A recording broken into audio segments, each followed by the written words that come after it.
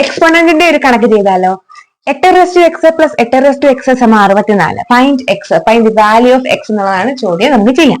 8 എന്ന് പറയുന്നത് ഇവിടെ രണ്ടിടത്തും ഉണ്ട്. അപ്പൊ നമുക്ക് 8 കോമൺ ആയിട്ട് എടുത്താൽ ബാക്കി ബ്രാക്കറ്റിൽ 1+1 നമുക്ക് എഴുതാം. സമം 64. അങ്ങനാണെങ്കിൽ 8 ഇൻറ്റു ഈ 2 സമം 64 ആണല്ലോ. അങ്ങനെയാണെങ്കിൽ 8 ഈസ് ഈക്വൽ ടു നമുക്ക് എങ്ങനെ എഴുതാം? ഈ 2 ഗുണനമായതുകൊണ്ട് അപ്പുറത്ത് കൊണ്ട് ഹരിക്കാം. 64/2 എന്ന് പറയുന്നത് എന്തുവാകും? 32 ആകും. ഇനിയും എക്സ് ആണ് കണ്ടുപിടിക്കേണ്ടത്, എക്സ്പോണന്റ് ആണ് കണ്ടുപിടിക്കേണ്ടത്. അതുകൊണ്ട് നമുക്ക് ഈ നമ്പേഴ്സിനെ ആ രീതിയിൽ തന്നെ എഴുതേണ്ടതായിട്ടുണ്ട്. 8 എന്ന് പറയുന്നത് എന്താണ്? 2 ഗുണം 2 ഗുണം 2 ആണല്ലോ 8 എന്ന് പറയുന്നത്. അപ്പൊ നമുക്ക് എങ്ങനെ എഴുതാം? 2 ക്യൂബ് എന്ന് എഴുതത്തില്ലേ 8-നെ, എന്നിട്ട് the whole raise to x എന്ന് എഴുതാം.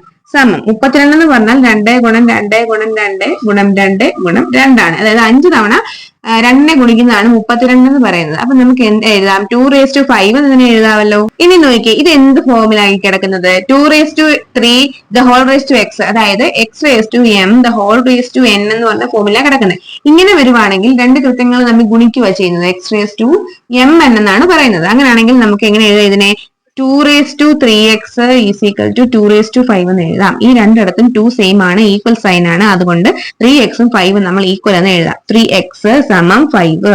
Therefore x is equal to 5 divided by 3 ആണല്ലോ. ഓക്കെ, അപ്പൊ x ന്റെ വാല്യൂ 5/3 ഇങ്ങനെയാണ് ചെയ്യുന്നത്.